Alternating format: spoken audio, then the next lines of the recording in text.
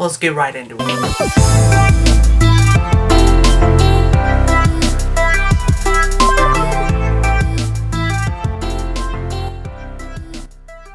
Metro Exodus is a game that is actually set in post-apocalyptic Moscow, Russia. Like the previous two games, Metro 2033 and Metro Last Light, you play as Artyom. Artyom lives in what is called the Metro, a series of tunnels that are designed to withstand a nuclear holocaust, which they do, living with about 50,000 residents or so. Now with the first two games, Artyom is actually focused on trying to solve various issues and problems among the many stations, including his own. But by Metro Exodus, you actually see a grown-up Artyom who is actually very curious about life outside of Moscow and if there's anybody out there besides them. After about a year of sacrificing his body, Artyom finally discovers that there actually is life outside of Moscow, and so our journey there begins. So first up, let's talk about the graphics of this game. The game oozes detail. Like several people checked every single nook and cranny, knowing that we would as well. The game is just absolutely beautiful. A polished game that absolutely looks great no matter what system you're playing.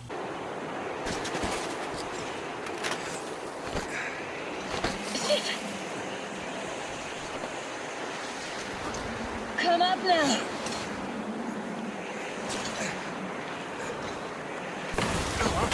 I got you.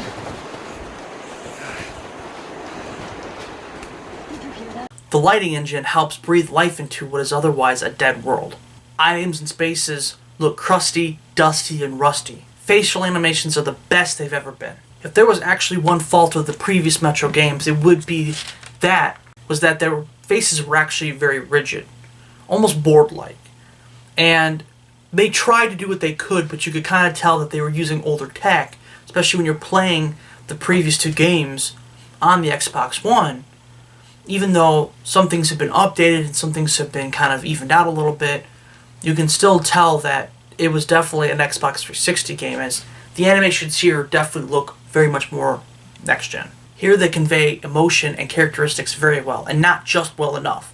They do you can tell they did an extra step to make sure that they got all of what they wanted to with each face, which is good. They put a lot of focus in on the facial animations, and honestly, I feel like it was needed, as this is a very character-driven game. It's a very story-driven game. Had sent our people away to test them.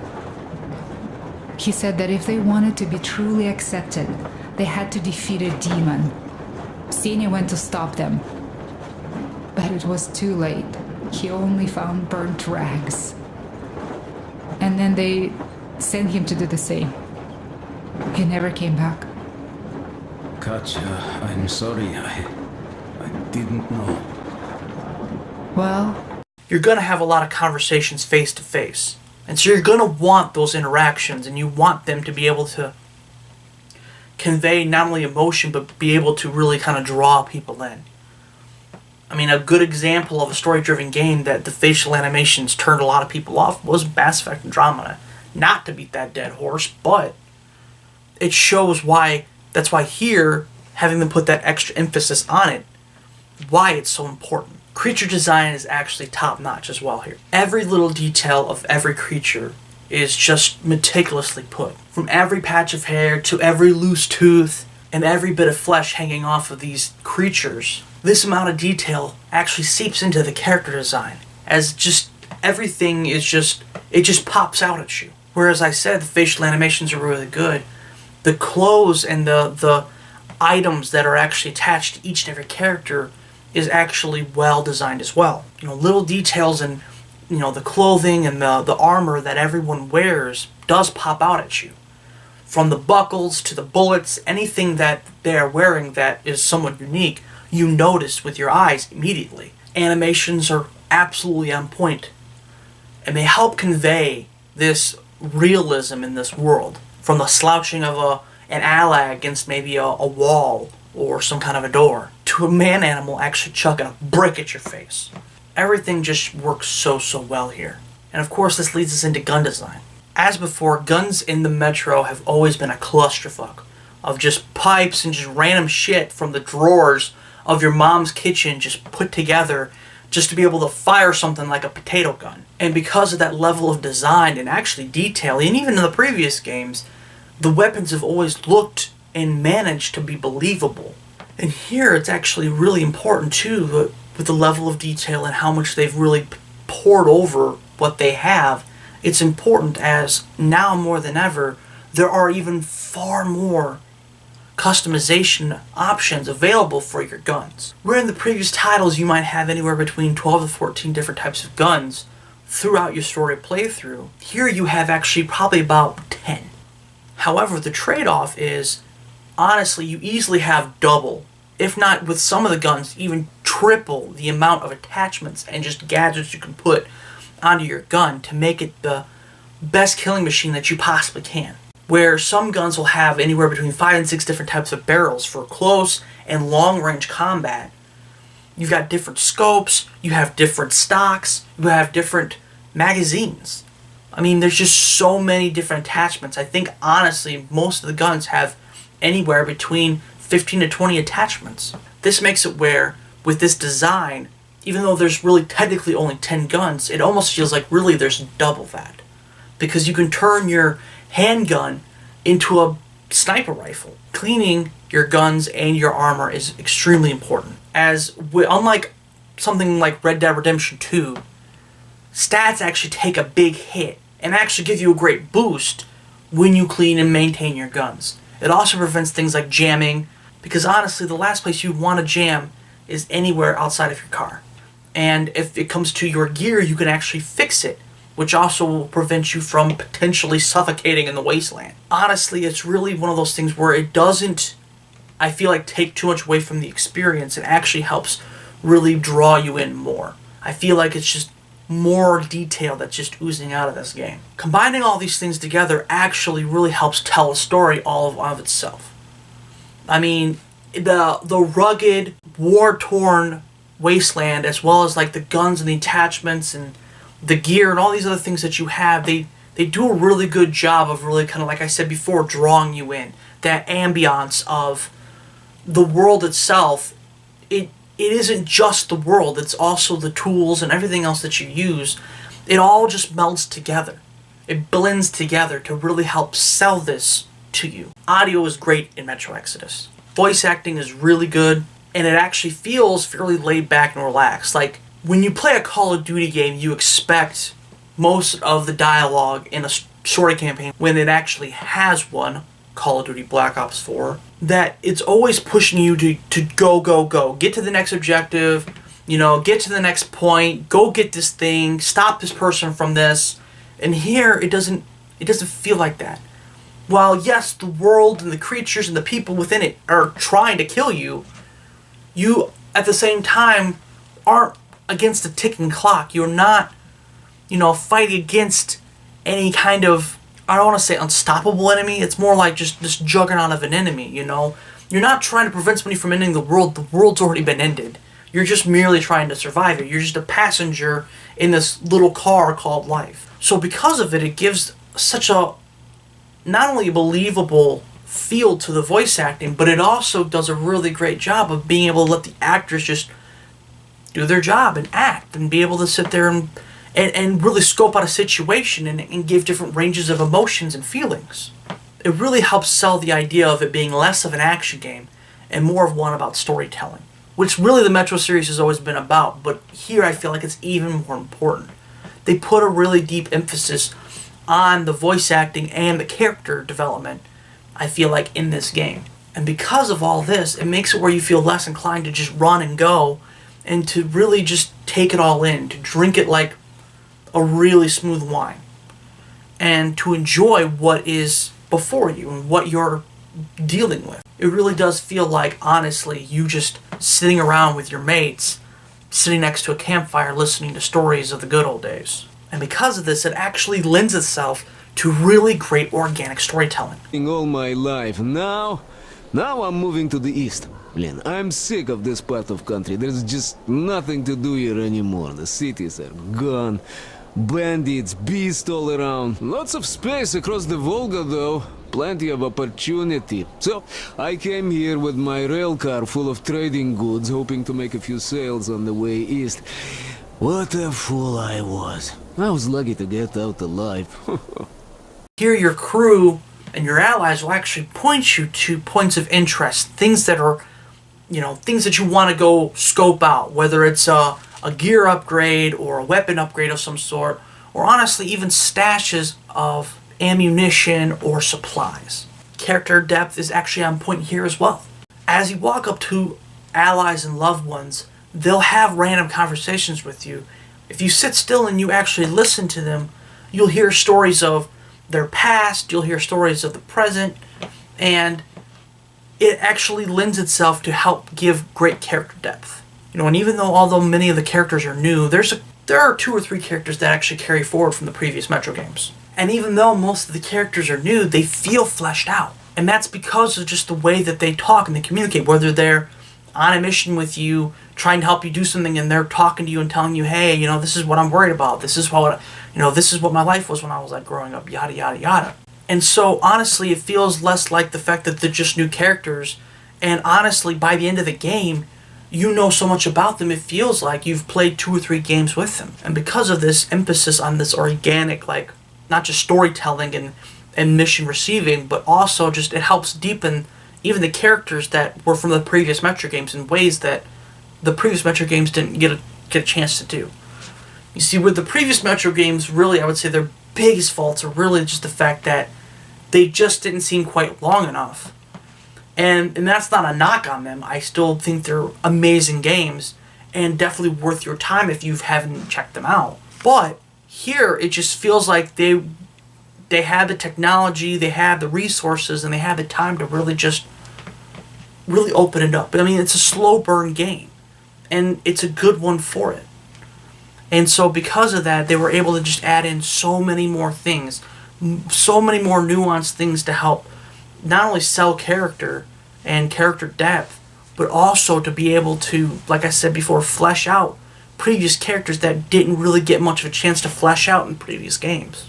I feel like most of the sounds in the environment are handled pretty well. There's not too much echoing, not too many, double sounds, or at least I didn't notice any myself. But as you get into more close spaces, obviously things do get louder, as they should. It's like the difference between talking to somebody in a stadium that's empty versus talking to somebody in a room like this. You're going to hear certain sounds and you're going to hear certain things bounce off of the walls as they're closer to you.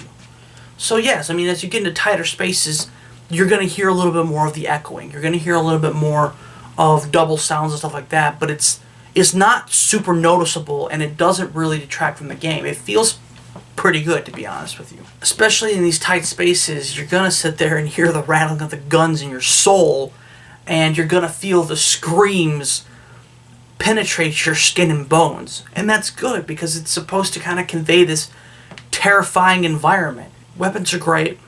They sound meaty, and honestly, the sound is so great that when anything happens that doesn't sound quite right, like for instance a jam, it automatically gets your attention. It's one of those things where some of the sounds, they're just so good that it almost becomes the ambiance when you're firing your gun. You recognize when certain things aren't quite right. Honestly, especially in these close spaces, it feels like when you pull the trigger that the sounds are so loud that if you don't have a silencer, you'll attract the attention of anything within 200 yards, human or mutant. And honestly, that's a bad day. Variations to each gun's sound is pretty noticeable. Whether you're shooting a Kalash with an extended mag, or you're shooting a 3-round pistol, or even a 5-round shotgun, everything has its different meaty thunk to it, if that makes any sense. You can kind of tell the difference between each and every gun, whether you're shooting it or your opponent's shooting it. Each weapon has its own unique ring to it. Level design is honestly next level, pun intended. As Metro games have always done this really, really well, this game manages to nail it in a way I think blows the other two out of the water. Why do I say that? Well, Where the previous Metro games, there was about 2 to 3 ways to tackle the different objectives or to get to a certain point. As you were stuck in a tunnel system, there's not a ton of exits, there's not a ton of entrances. Here, it easily doubles it. If not, sometimes even almost triples it. And why is that? Well, it helps with the semi-open world design to give you more avenues to tackle each and every one of your problems or to avoid them altogether. But also, it's the introduction of the day-night cycle, which also helps give you another advantage and another basically tool in your toolbox. With the day-night cycle, you have different options. During the day, you're going to have more human enemies patrolling areas with guns. And while you can always either distract them or avoid them or sneak up on them still, the reality is in broad daylight, you're going to be more noticeable. However, at nighttime, even though the bandits are asleep, the mutants have come out to play.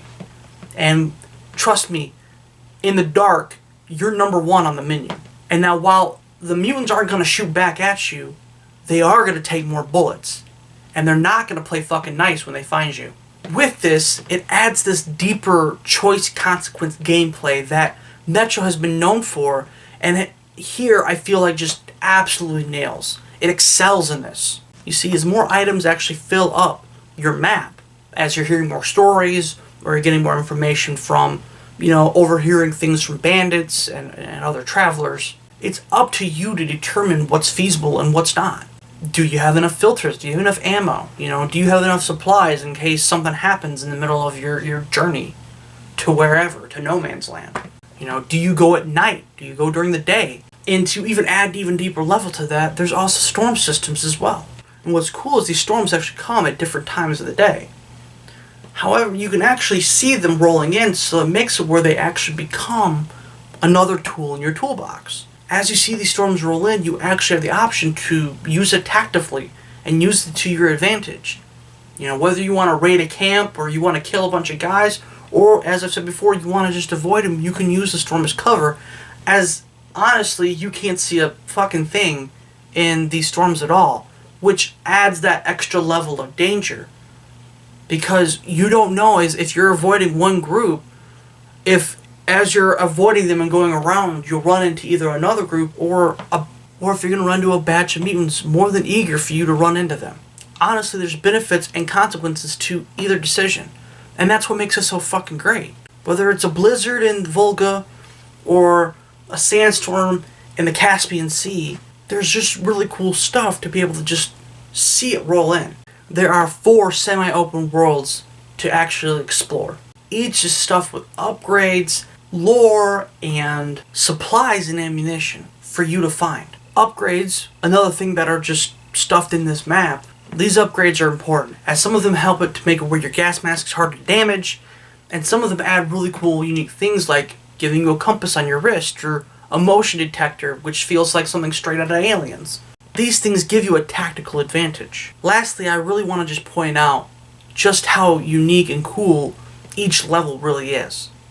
Whether you're in the deep jungle and you feel like you're straight out of a Predator movie, however you're the Predator itself, or with the Caspian Sea, it leaves you feeling like you're straight in a Mad Max video. Using a van that's pieced together with whatever the hell they could find in the middle of the desert. I really dig the world that they created outside of the Metro. Overall, I think the story of Metro Exodus is easily the best in the series. I also think it's one of the best stories that we've actually gotten in the last few years. I really do think it's in the same club as God of War and Red Dead Redemption 2 when it comes to storytelling. Certain story arcs and main struggles were really handled well. Because honestly, even with some of the bits of the story, when you thought you knew what something was going to happen, sometimes it would flip it on its head, and sometimes it played out exactly like you thought it would. But the game did such a great job that honestly, it doesn't bum you out when sometimes it does play out in a way that you might think it would. Or, like I said, it will flip it on its head and do something completely different. It just shows you that the story is really well done and really well executed when really there are some things that you might see coming. And yet you still go head first into certain challenges and certain things. Both endings are really heartfelt. And yes, there are 2 endings. Like the previous Metro games, you have 2 endings. there's the canonical ending, and there's the bad ending. Depending on the choices you actually make throughout the game is actually what determines what actually happens to your very ending.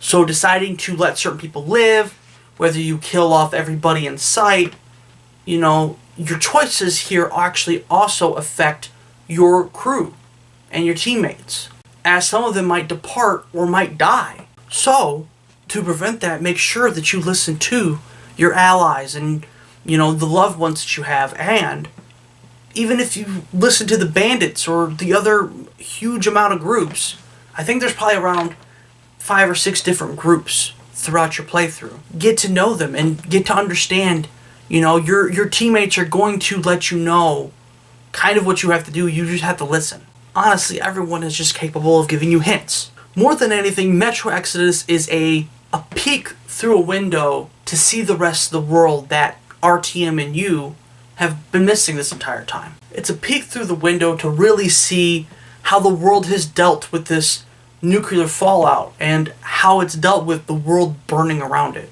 The excellence of Metro is really the concept of this, mixed with the wonderful voice acting, the solid animations of the characters and the creatures that you meet along the way, as well as the copious amounts of lore that is deep within this game. Lore comes in many ways here. Sometimes they're told through stories of people that you can interact with and listen to. Sometimes they're voice recordings that you'll find in offices or in dilapidated buildings. Some of it is just, the empty spaces in the squares that you find where you can find the bodies and some of it is, the empty towns, these ghost towns, what's left of them, as you check through these empty buildings and you find the remains of people who didn't get to survive the nuclear fallout like RTM. Honestly, the pacing of the game, I feel like, is really, really well done. It honestly has to be the best the series has to offer. Metro Exodus is a survival horror game first and foremost. And of course, this is why the pacing works so well with this game. This slower pacing. It's because of the vibe that you get with the game, as it really does portray a grim one. Workbenches will take place of vendors throughout the game, as you're obviously no longer in the metro, and you're just dealing with random assholes in the wilderness. They don't trade in military-grade ammunition. Here, you absolutely have to put emphasis on the survival part. Gathering supplies, gathering chemicals to build your various amounts of things that you need and definitely want, whether it's med kits, ammunition, and like I said, cleaning your guns and stuff. You also build filters as well. You're going to want to make sure that you scavenge every single thing, every body. You're going to want to make sure you scavenge every gun, because in the field, you'll not only take the bullets from every gun, but you're also going to take the scrap parts. You're going to need it for salvage. You're also going to need it because as you break the guns down in the field, they'll actually supply you with new attachments for the guns that you have. And with these attachments, you're actually going to be able to turn your weapons into the killing machines that you want. Honestly, negatives are few and far between with me with this game. I would say if I really had to nitpick and had gripes, I would say, I'm not sure why, but there's a lot of pop-in with the Caspian Sea. And it's not even really textures, it's rocks for some reason. I'm not really entirely sure why. It's definitely noticeable when you're driving in a vehicle. It's not as bad, it's not nearly as big of an issue when you're running around on foot, but if you're driving in the van, they'll just pop up all over the place. And for the most part, it doesn't really affect your driving, but every once in a while you're going to hit a rock and it's going to pop you up and it's going to make you do goofy shit. Hopefully they'll have that smoothed out. But really, I didn't notice it in any of the other worlds. It's just that one. I don't know if it's because of the driving. Like I said, there's definitely a lot more pop-in with the rocks as you're driving than anything else. And because of the amount of polish that the game has, that's why it sticks in my memory like it does. And really, the only other really complaint I had, and to be honest with you, I can't completely remember the scenario, but I do remember I had one hard crash. And to be honest with you, if I remember straight, I wasn't even really doing anything. I think I was just kind of walking around. I wasn't interacting with anything. I was kind of exploring a little bit, but I wasn't actually legitimately doing anything, and it literally just kicked me. I never recreated it. I never had another one other than that. So I guess it could just wind up being a one-off, because like it didn't corrupt my data either. So, but yeah, like I said, I'm not really sure why it did that, and like I said, I don't really remember the scenario, but that's really about it. It's just a small few technical things. Overall, I think I got probably around 24 hours into the game. I did a lot of side quests. I did a lot of exploring. And honestly, the more that I played it, the more I realized that there wasn't really anything that I wanted to change about it. There's a lot of great things about Metro Exodus. And I'm sure there's one or two things that I'm missing in my review here. But I wanted to get it done. I wrote out this long-ass script. I've got like 5-6 pages of a script here, going over the things that do stick with me and do stick in my mind as I played it and as I'm thinking about it days after I finished it. Honestly, with each system, everything goes hand in hand. And I guess that's the reason why I wouldn't change anything about it, because each and every part works because of all of the other parts. It's not so much about it being flawless as much as it's about being just the fact that they complement each other. And they do really, really well. The slower pacing is complemented by the deep conversations and the emphasis on exploring. All of these ideas and concepts are married to each other to bring out this really rich, deep, engaging world, which is interesting considering the fact that, like I said before, this world is technically a dead one. But it just oozes detail and charm throughout the whole thing. It's one of those things where it's a night and day difference, and I get that there are two different types of games, and I get that there are two different types of studios, but I feel like I still need to make the comparison, because where Metro Exodus had 5-6 years to work on their game, BioWare had the same thing with Anthem, and yet this is what I expect when somebody has a lot of time and obviously has a lot of talent on their team to be able to put together. I enjoyed every minute of this game for the most part. I think there's one section that I got kind of stuck on, but it was my fault. It was my mishandling of my resources and my med packs that I kind of got stuck in this scenario where I was one hit from being killed, and I had to redo the section like 6 or 7 times. Eventually I got through it though, and I felt great when I finally did, but I wasn't mad about it. It was frustrating, but I didn't hate the game, and I wasn't cursing the game and cursing, whoever fucking made this level. It was on me. It was the choices that I made prior to, and it feels great knowing that when I play back through it again, because you're damn right I'm going to play back through it again, I'm going to make different choices to sit there and maybe make that, hopefully that experience go a little smoother.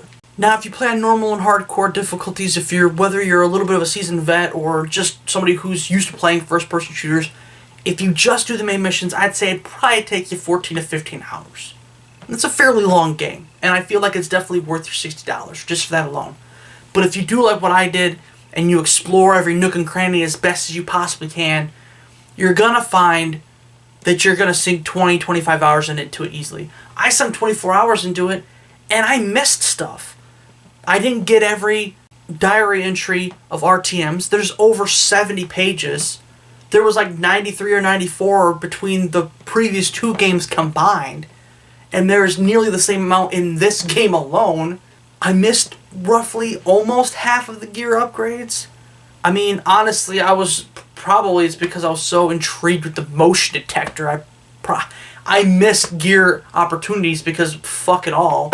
But really, that's another thing I didn't get to completely touch on. I only got to slightly touch on, but the fact that they added gear enhancements, like I said before, where it makes it where your mask is a little less breakable, or it adds the motion detector and whatnot. It also does other things like adding more pouches for ammunition or for knives and grenades, so on and so forth.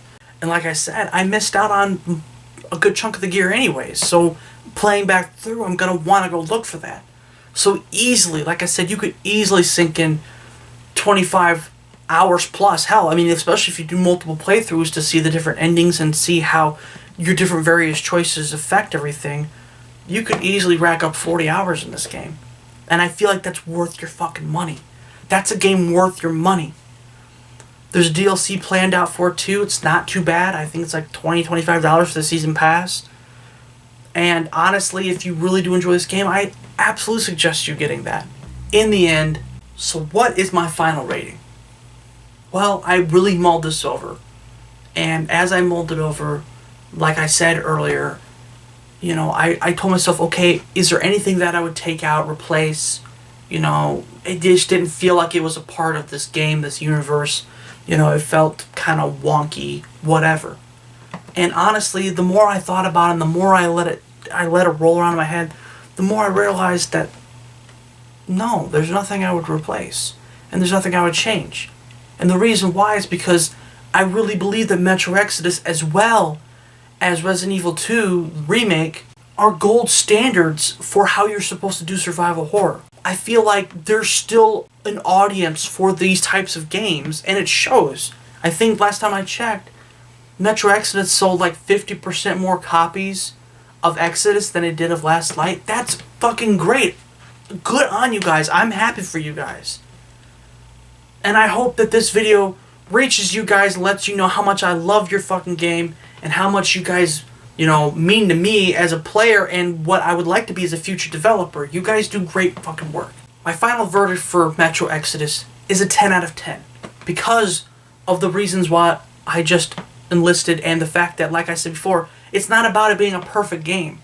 There are a little bit few things here and there that I can nitpick, but honestly, when you have to nitpick a game, I feel like it deserves, at the bare minimum, a 9. But like I said before, with Resident Evil 2 Remake, I feel like this is the gold standard. This is how survival horror should be. There's no excuses, okay? For anybody who wants to do a survival horror game, take fucking notes from this. Take notes from Resident Evil 2 Remake. Because honestly, it does more than enough to innovate in certain ways, as well as be able to still hold true to what makes those... Sorry guys, the camera decided to die. But, as I was saying, honestly, it's not about being a perfect game. It never has been. When I give a game a 10 out of 10, like I said before, it's about, you know, does it define the genre that it's in? You know, is it one of the best games in the genre that it's in? You know, games like Skyrim and The Witcher 3 are not flawless games. There are still bugs in Skyrim that have been in there, even though they've re-released that game 18 times. So it's not about it being a flawless experience, it's about being a memorable one. And honestly, for me, this was a memorable experience. While yes, I'm a big fan of Metro, at the same time, like, where they could have misstepped and where they could have, you know, had a few, you know, issues and whatnot, making it a semi-open world, going from these claustrophobic tunnels to, you know, this semi-open world Russia. I feel like they just did a great job translating everything. And I feel like they not only met my expectations, man, they exceeded them. And they deserve a 10 out of 10 from me, and really a 9 out of 10 or 10 out of 10 from anybody, to be honest with you. And with the ending that, you know, I got, and I mean, like I said, there's 2 endings, but with the endings, I feel like it really does leave it open for something else to come, potentially. And, I mean, if they want to keep exploring the Metro universe, I'm all for it. This game made me believe that no matter what they decide to do, I feel like they'll fucking kill it. And, you know, and I think that's about the highest amount of praise that I think I can ever give any studio right now. So, anyways, so let me wrap this up while the camcorder is charging. Let me go ahead and wrap this up. On one last note, I actually have a spare copy of Metro 2033 Redux. So for anybody that doesn't have it, they want it, they're like, okay, I'm curious, this review kind of sold me on it, I'm actually going to go ahead and give it to one person. So here's how this is going to work. If you want my copy of Metro 2033, all you have to do is actually comment below. Now, if you want to comment to just tell me what you think of the review, or if you want to comment, you know, just to say what's up, that's cool. But if you want that particular copy of the game as, you know, part of my very first giveaway, comment and let me know what is one game that you're actually really looking forward to in 2019 that you know is coming out, not one that you think is coming out, one that you know you have a date I mean, I think we know most of the games up until at least I think July or August. So, if there's a game that's coming out this year that you're really looking forward to, whether it's, Days Gone, Rage 2, I believe Doom Eternal is set for this year, even if they haven't gotten a concrete date yet. I think it's still set for this year. Could be wrong on that. But anyways, just let me know. Go ahead and comment below, what game it is that you're really looking forward to, that you're like, yeah, this game's coming up this year, I can't wait. And in a month, I'll let you know who the winner is. So, like I said, if you want it, comment. That's how I'll know that you're trying to put in an entry, is if you go ahead and you comment below what game it is that you are looking forward to the most coming up in 2019. So otherwise, I'm gonna go ahead and let you guys go. I'm working on the Anthem review right now. I got 2 pages written out on it. I've got a lot to say. I feel like that review is gonna be kind of angry, so get ready. I'm gonna try to sit there and kind of dial it up even a little bit more than I did with Fallout 76. So, anyways, I'll go ahead and I'll talk to you guys later. I love you. I'll see you guys on the next On the Shelf. Bye now.